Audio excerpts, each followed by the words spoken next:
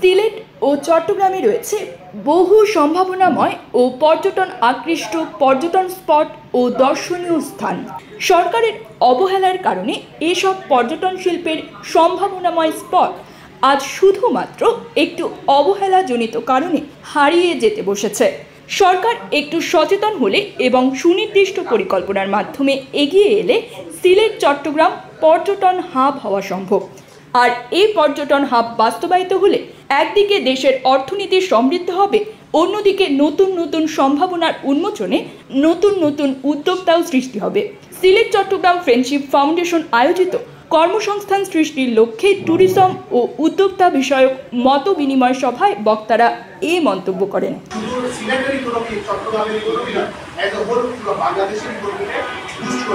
এটাই ছিল আমাদের কিন্তু মূলত আমাদের স্বাধীনতার মূলাকাঙ্ক্ষা ছিল এটা।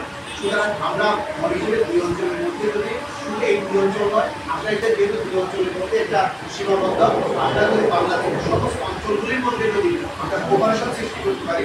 দেশের বৃহত্তর সেবামূলক ও মানবিক সংগঠন সিলেট চট্টগ্রাম ফ্রেন্ডশিপ ফাউন্ডেশনের আয়োজনে 28 আগস্ট বৃহস্পতিবার বিকাল 5টায় নগরের মোমিন রোডের চেরাগি গলির মুখে ব্রাক ব্যাংক ভবনের হায়দার আলী চৌধুরী হলে কর্মসংস্থান সৃষ্টির লক্ষ্যে ট্যুরিজম ও উদ্যোক্তা বিষয়ক এক মত বিনিময় সভা ফাউন্ডেশনের প্রতিষ্ঠাতা সভাপতি ও মানবিক সংগঠক মোহাম্মদ শহীদুল ইসলামের সভাপতিত্বে অনুষ্ঠিত হয়।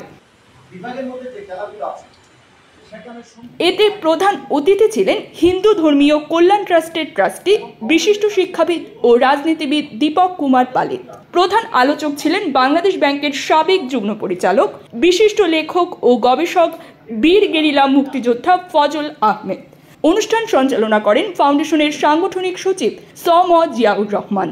বিশেষ অতিথি ছিলেন বাংলাদেশ ব্যাংকের সাবেক উপমহাব্যবস্থাপক হাজী মোহাম্মদ একরাম হোসেন, গ্লোবাল মানবাধিকার সংগঠন বাংলাদেশের সাধারণ সম্পাদক Mostafa Alam Masum, association of alliance ক্লাবের district governor Rotarian S M. Aziz, Fulkoli food products লিমিটেডের জিএম এম.এ. সবুর, চাটগাইয়া নওজোয়ানের সহসভাপতি মোহাম্মদ জসিমউদ্দিন চৌধুরী, দৈনিক সমকালের ডিজিএম সুজিত কুমার দাস, চট্টগ্রাম বিশ্ববিদ্যালয়ের অধ্যাপক doctor Mohammad Ismail, trust life insurance company লিমিটেডের উপব্যবস্থাপনা পরিচালক মোহাম্মদ জয়নুল আলম, হাজেরা তজু বিশ্ববিদ্যালয় কলেজের শিক্ষক অধ্যাপক মিল্টন নাথ।